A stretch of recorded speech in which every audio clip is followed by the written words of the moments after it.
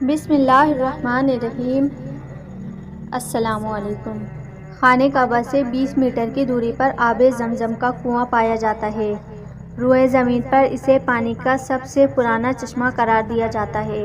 یہ پانی 5000 سال سے بھی زیادہ پرانا ہے۔ تاریخ الحیات میں بیان کیا جاتا ہے کہ آب زمزم کا چشمہ حضرت ابراہیم علیہ السلام کے بیٹے حضرت اسماعیل علیہ السلام کی ایڑیاں رگڑنے سے پھوٹا۔ آب زمزم اللہ تبارک و تعالیٰ کی جانب سے ہم تمام مسلمانوں کے لیے عظیم اور لازوال نعمت ہے۔ آب زمزم تمام پانیوں کا سردار ہے اور اس پانی کی اہمیت اسماعیل علیہ السلام کے اس واقعے سے عیاں ہوتی ہے کہ حضرت ابراہیم علیہ السلام کو اللہ نے بے شمار نعمتوں سے نوازا ہوا تھا۔ اس کے باوجود آپ صالح فرزند کے خواہش مند تھے، کیونکہ آپ کے ہاں کوئی بیٹا نہ تھا اور بارگاہ الہی میں دعائیں مانگتے رہتے تھے کہ اے میرے رب، مجھے ایک صالح بیٹا عطا فرما۔ اللہ تبارک و تعالیٰ نے آپ کی دعا کو قبول فرمایا۔ چنانچہ اللہ تبارک و تعالیٰ کا ارشاد ہے کہ ہم نے انہیں ایک بردبار لڑکے کی خوشخبری سنائی۔ جب حضرت ابراہیم علیہ السلام کی دعا رنگ لے آئی تو آپ کی دوسری زوجہ سیدہ ہاجرہ کے بطن سے حضرت اسماعیل علیہ السلام پیدا ہوئے۔ حضرت ابراہیم علیہ السلام نے اللہ تبارک و تعالیٰ کے حکم سے حضرت ہاجرہ اور حضرت اسماعیل علیہ السلام کو لے کر ایک غیر آباد مقام پر چھوڑ دیا، جہاں آج خانہ کعبہ اور آب زمزم ہے۔ جب حضرت ابراہیم علیہ السلام کھجور کی تھیلی اور پانی کا مشکیزہ حضرت ہاجرہ کے سامنے رکھ کر واپس جانے لگے تو پھر حضرت ہاجرہ نے سوال کیا کہ اے ابراہیم، آپ ہمیں اس غیر آباد مقام میں چھوڑ کر کہاں جا رہے ہیں، جہاں نہ انسان نہ ہی غم و سار ہے؟ پھر آپ نے سوال کیا، کیا یہ حکم خداوند کی طرف سے ہے؟ تو حضرت ابراہیم علیہ السلام نے فرمایا، ہاں، یہ خدا کا حکم ہے۔ جب انہوں نے یہ سنا تو فرمایا، اگر یہ رب کا حکم ہے تو وہ ہرگز ضائع نہ فرمائے گا، اور اپنی جگہ واپس آ کر اطمینان اور سکون سے بیٹھ گئیں۔ حضرت ابراہیم علیہ السلام کے جانے کے بعد چند روز تو آپ کھجوریں کھاتی اور مشکیزے سے پانی پیتی رہیں اور حضرت اسماعیل علیہ السلام کو دودھ پلاتی رہیں۔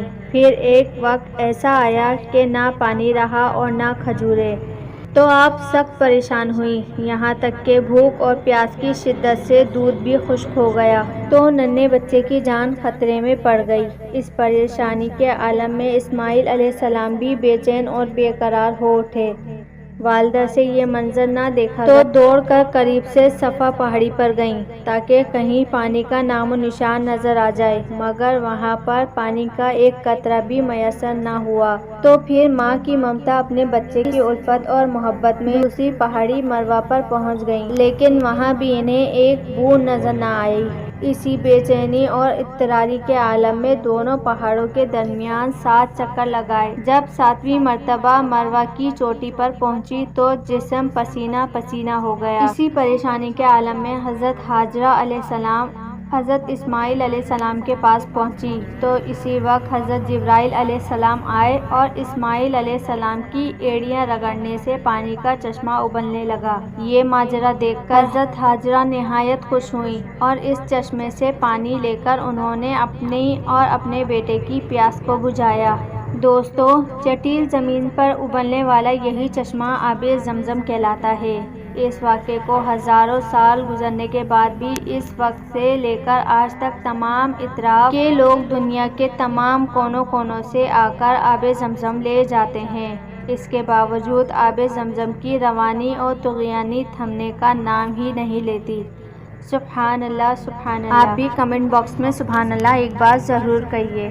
کیا شان ہے اس ذات کی جس نے ایسے معجزے کی شکل دی، اور یہ ہمارے لیے عظیم تحفہ نہیں تو اور کیا ہے، جس کی مثال کفران اسلام تو کیا دنیا کا کوئی بھی فرد پیش نہیں کر سکتا۔ لیکن افسوس ہے ہم تمام پر کہ اللہ کے دیے ہوئے معجزات ہمارے درمیان موجود ہونے کے باوجود ہم اسلامی تعلیمات کو ترک کر کے غیر اسلامی طریقوں کو اپنا رہے ہیں، حالانکہ جتنی آسانیاں ہمارے مذہب اسلام میں ہے دوسرے کسی اور مذہب میں نہیں ہے۔ دوستو، آب زمزم کے سلسلے میں رسول خدا صلی اللہ علیہ وآلہ وسلم کا ارشاد ہے کہ آب زمزم میں ہر بیماری سے شفا ہے۔ غور کیجئے کہ ہمیں پیغمبر حضرت اسماعیل علیہ السلام کی بدولت کتنا عظیم تحفہ ملا، جس کے شاعر نے کچھ اس طرح عکاسی کی ہے کہ کتنی مقدس ہوگی اکبر اس بچے کی پیاس جس کی ایک ٹھوکر سے جاری زمزم ہوا۔ دوستو،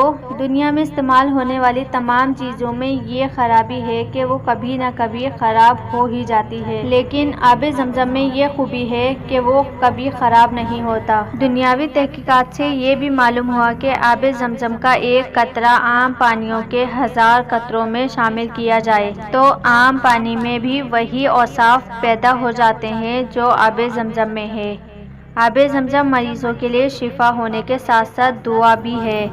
میری دعا ہے کہ اللہ تبارک و تعالی آب زمزم کی طرح آخرت میں بھی نبی پاک صلی اللہ علیہ وآلہ وسلم کے دست مبارک سے حوض کوثر پینا نصیب فرمائے، آمین ثم آمین۔ تو امید کرتی ہوں دوستو کہ آپ کو آج کی ویڈیو بہت اچھی لگی ہوگی۔ ویڈیو اچھی لگے تو ویڈیو کو لائک کر دیں اور میرے چینل جنت پلانٹ کو سبسکرائب کر دیجئے اور بیل آئیکن آپ نے پریس کرنا نہیں بھولنا، اور مجھے دعا میں یاد رکھیے گا۔ میں ملوں گی اسی طرح کی اگلی اسلامی ویڈیو کے ساتھ۔ آپ اپنی قیمتی رائے کا اظہار کمنٹ باکس میں کر سکتے ہیں۔ مجھے اجازت دیجیے اور دعا میں ڈھیر یاد رکھیے۔ اللہ حافظ۔